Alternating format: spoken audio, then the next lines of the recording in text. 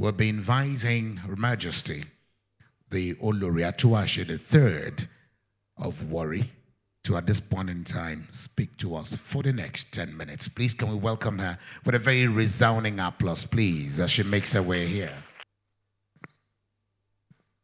Good morning. Allow me to stand on existing protocol, but especially recognize the presence of His Excellency, the Prime Minister of St. Kitts, Dr. Terence Drew. We say welcome to Nigeria.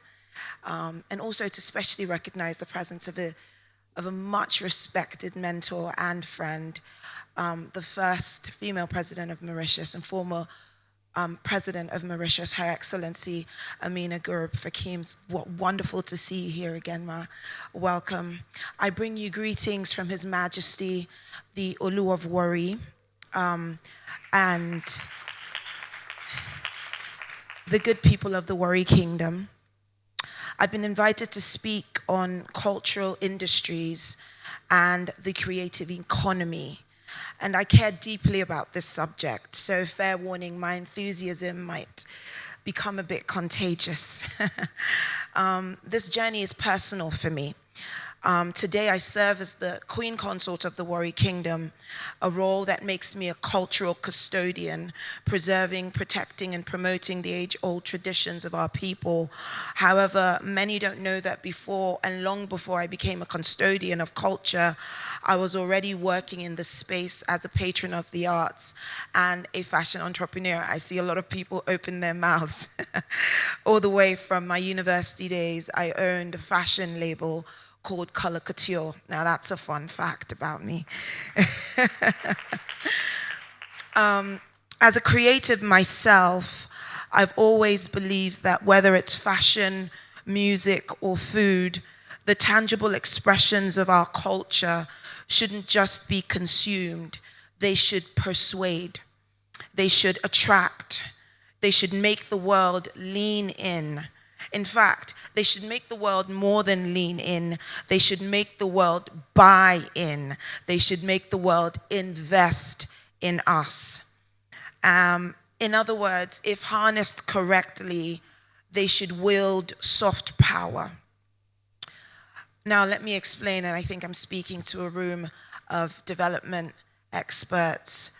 But for those of us that don't know, soft power is the ability to shape preferences and influence behavior through appeal rather than coercion.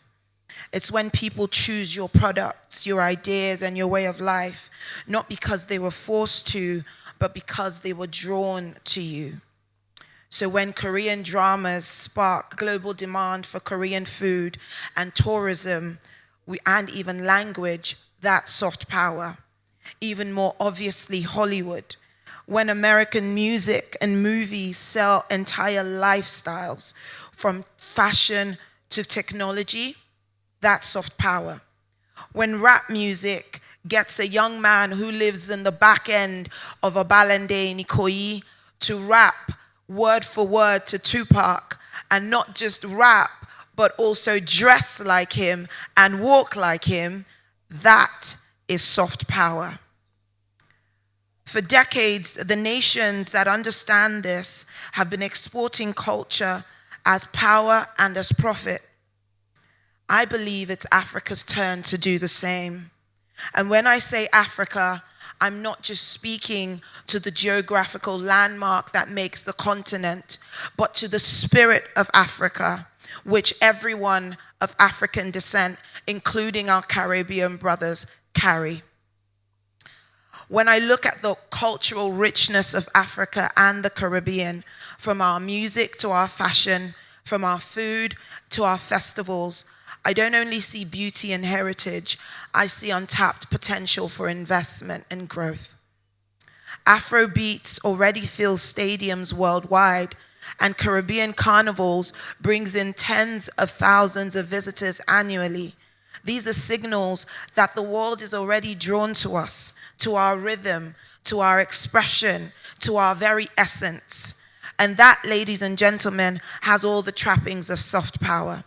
Unfortunately, right now, the cultural impact is ours, but often the economic returns are not. Take Nigeria, for example.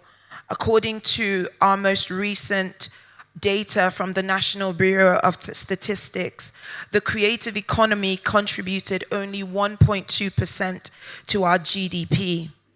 And we earned 1% in government revenue from the same sector, compared to South Africa's 12.5%. Still, that is very, very meager. Let's be clear. The gap is not in talent. The gap is not in creativity. And it's certainly not in global demand as we can see it. After all, Afrobeats are constantly topping the charts in international spheres, and even has its own Grammy section and category.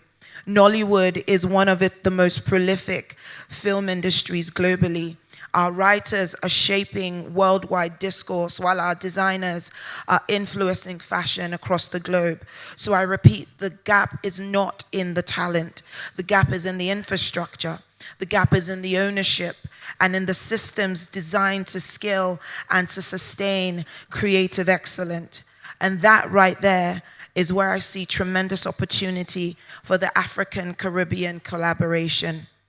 Together, we recognize and we represent 1.5 billion people connected by shared histories, bloodlines, and complementary creative strengths.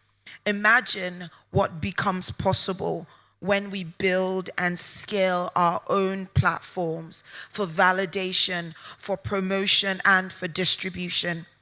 Platforms don't rely on external gatekeepers, but are rooted in our shared values and are owned by us.